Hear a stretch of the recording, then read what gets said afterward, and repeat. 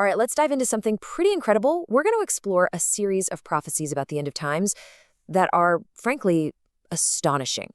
But these aren't your typical predictions. We're talking about massive, cosmic signs attributed to Imam Ali and written down over 1,400 years ago in a book called Al-Jafr. And what's inside is, well, it's staggering. So, to really get a handle on what we're looking at, you have to understand the source. This quote from Imam Ali himself really sets the stage for everything that follows. I mean, think about it. He's claiming a kind of knowledge that's almost impossible to wrap your head around, a vision that covers everything from creation all the way to the day of resurrection. So, with that scale in mind, let's see what was actually written. So, our first stop, a prophecy in the stars. The first signs we're going to look at have nothing to do with earthly politics or wars. Nope, these are signs that are supposed to be written into the very fabric of the cosmos itself. The idea is that the entire universe, not just us down here, is going to witness what's coming.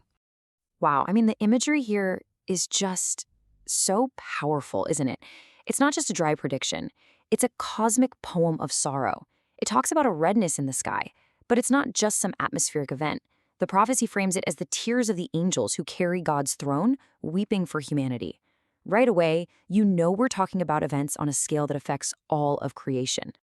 Okay, so from the heavens weeping, we move to something that sounds even more dramatic, if that's possible. We're talking about a prophecy where the very flow of time itself gets altered. This is just a mind-bending idea, right? The text claims that by a direct command from God, the celestial sphere, basically the way the planets and stars move, is going to literally slow down. And the results? The days, the months, the years themselves will actually get longer. This isn't a metaphor for time feeling slow. It's a claim that the actual physics of the universe will be commanded to change. And you know what's really interesting? This wasn't just accepted without question. Even back in the 7th century, someone who was there asked a really logical, almost scientific question. Basically, hey, if you mess with the mechanics of the heavens, won't the whole system just fall apart? It's the exact same kind of question we'd ask today. And Imam Ali's answer? It's pretty definitive. He calls that kind of objection the saying of the heretics, people who try to limit God's power with our understanding of physics. Then he points to past miracles where the rules were already bent, the moon being split for the Prophet Muhammad, the sun moving backwards for Joshua.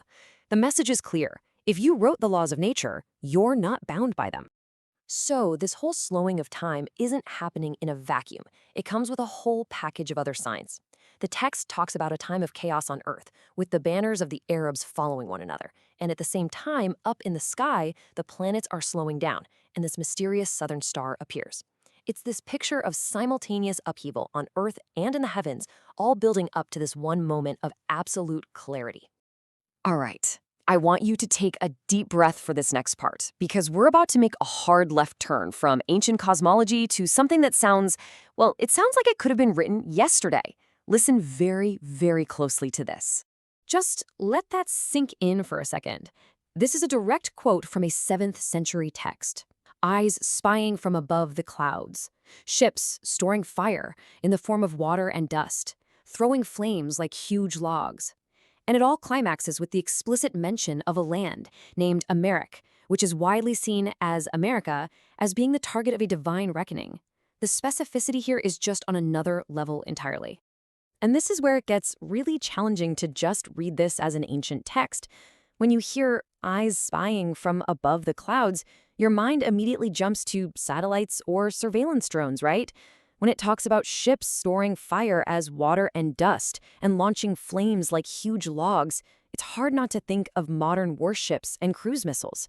Now, we're just presenting what's written, but you can't deny how much it resonates with the world we're living in right now. As wild as that last passage was, we've now arrived at what a lot of people consider to be the absolute centerpiece of these cosmic prophecies. It's a highly detailed, almost scientific description of one very specific thing, a great comet that's prophesied to appear. Just listen to that level of detail.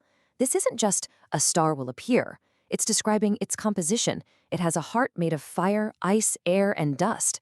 It talks about the physics of its tail, how it moves with the speed of the sun's light, and it even describes what it will look like, a glow so bright it will be like a second sun just switched on in the night sky. Okay, so let's unpack this piece by piece. Because when you put this description from the 7th century next to what we know from astronomy today, it gets pretty extraordinary. First off, the text is super specific.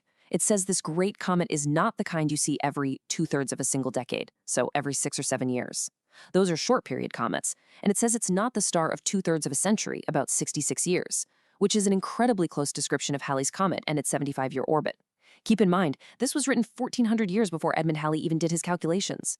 So the prophecy is pointing to a third, much rarer type of comet, a long period one. Now, check out the part about the comet's core. The prophecy says it has a heart made of fire, ice, air, and dust. So, what does modern science say a comet's nucleus is made of? It's a solid body of rock, dust, and frozen gases. When those gases get heated by the sun, they turn into plasma, which you could absolutely describe poetically as fire and air. The overlap is just stunning. And what about the tail? The text says it extends with the speed of the sun's light. For centuries, that would have sounded like complete nonsense.